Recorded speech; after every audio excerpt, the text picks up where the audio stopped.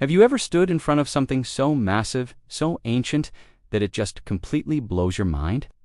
I'm talking about the Great Pyramid of Giza, the last surviving wonder of the ancient world. For thousands of years, it was the tallest man-made structure on Earth. But who was the man behind this colossal monument? Who had the vision, the power, and the sheer audacity to build something that would defy time itself? Today, we are peeling back the layers of sand in history to uncover the story of the pharaoh Khufu. Khufu, or as the Greeks called him, Cheops, was a king of the 4th dynasty during Egypt's Old Kingdom. Reigning around 2589 to 2566 BC, this was a golden age for Egypt, a time of peace, prosperity, and incredible architectural ambition. But here, as the crazy part, for a man who built one of the most famous structures in human history, we know surprisingly little about him. It's like he's a ghost in his own story. Our main source of information comes from later historians like Herodotus, who wrote his accounts 2,000 years after Khufu lived. Imagine trying to write a biography of someone from the Roman Empire based only on stories you hear today. It gets tricky. The only universally accepted contemporary statue of Khufu is this tiny little thing. Seriously, it's a small ivory figurine, just 3 inches tall, found not in his Grand Pyramid, but in the ruins of a temple hundreds of miles away. It's the ultimate historical irony.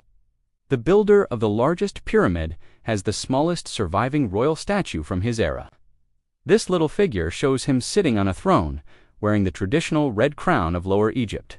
His face is firm, determined. Does it capture the essence of a god-king? Maybe, but it leaves us wanting so much more. So, what was Khufu's Egypt like? The kingdom was highly centralized under the pharaoh's absolute rule. The pharaoh wasn't just a king. He was seen as a living god, the intermediary between the divine and the mortal. This belief was the engine that drove the construction of the pyramids. They weren't just tombs, they were resurrection machines, cosmic stairways designed to ensure the pharaoh's successful journey to the afterlife, where he would join the sun god Ra on his daily voyage across the sky.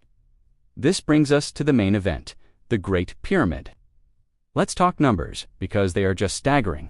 It's made of an estimated 2.3 million stone blocks, some weighing as much as 80 tons. The precision is mind-boggling. The base is almost a perfect square, and the sides are aligned to the cardinal points with an accuracy that would be impressive even with modern technology. How did they do it? This is one of history's greatest mysteries, and the source of endless speculation.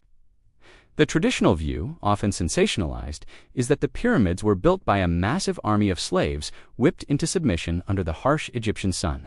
This image, popularized by Hollywood and even ancient Greek writers, is dramatic, but it's most likely wrong. Modern archaeological evidence, like the discovery of a workers' village near the pyramids, paints a very different picture. Archaeologists have found bakeries, breweries, and facilities for processing fish. They've uncovered the skeletons of the workers themselves. And what do these skeletons tell us? They show signs of hard labor, yes, broken bones, arthritis, but they also show that these bones were set and healed. These were not disposable slaves. They were skilled, well-fed Egyptian laborers. They were likely a mix of a permanent skilled workforce and seasonal agricultural workers who came to work on the pyramid during the Nile's annual flood, when their fields were underwater. It was a national project, a form of taxation, and a display of civic and religious duty. They were building for their god-king, ensuring the stability and prosperity of their entire world. The logistics alone are a marvel. Quarrying the stones, transporting them sometimes from hundreds of miles away and then lifting them into place required incredible organization. We have evidence of different work gangs, with names like the Drunkards of Menkaure or the Friends of Khufu gang. This suggests a sense of team identity and perhaps even friendly competition. They used sleds, ropes, and a whole lot of human muscle. They likely built enormous ramps, either straight or spiraling around the pyramid, to haul the blocks upwards.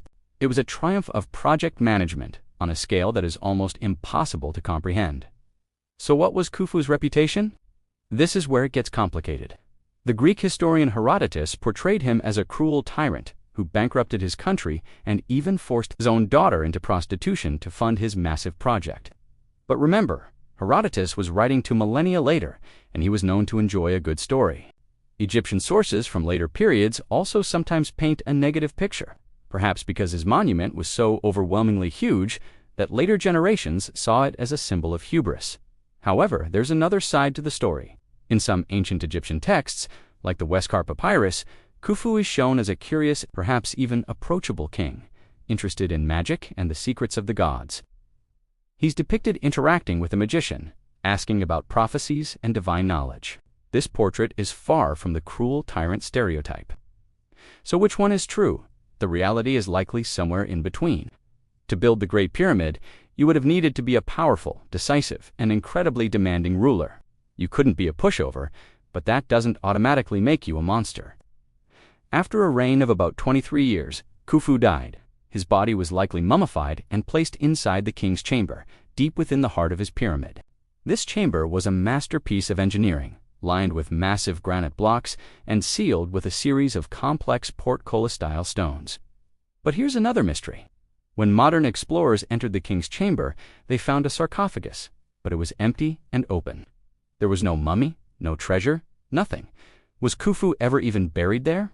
Or was his tomb robbed in antiquity? Tomb robbing was common in ancient Egypt, and a tomb as prominent as the Great Pyramid would have been a prime target.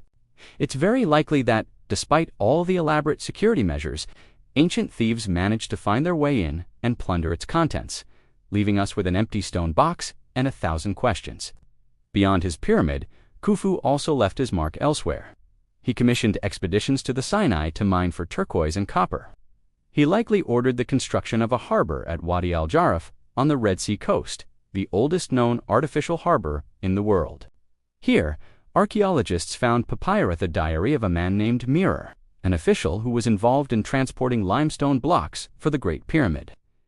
These are the oldest historical papyri ever discovered, giving us a direct, personal glimpse into the administration of Khufu's grand project.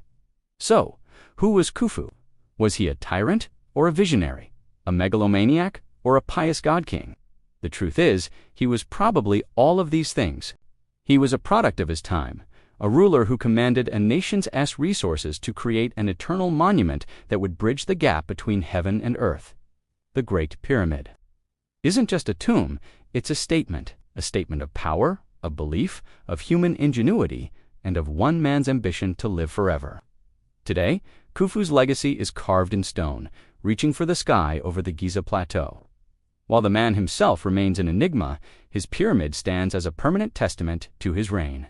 It forces us to confront the incredible capabilities of our ancestors and reminds us that some mysteries are so profound they may never be fully solved. The shadow of Khufu looms large over history, as vast and enduring as the shadow of his Great Pyramid. Thanks for joining me on this journey back in time. If you're fascinated by the mysteries of ancient Egypt, be sure to hit that like button and subscribe for more deep dives into the past. Let me know in the comments what you think about Khufu. Was he a hero or a villain? See you in the next video.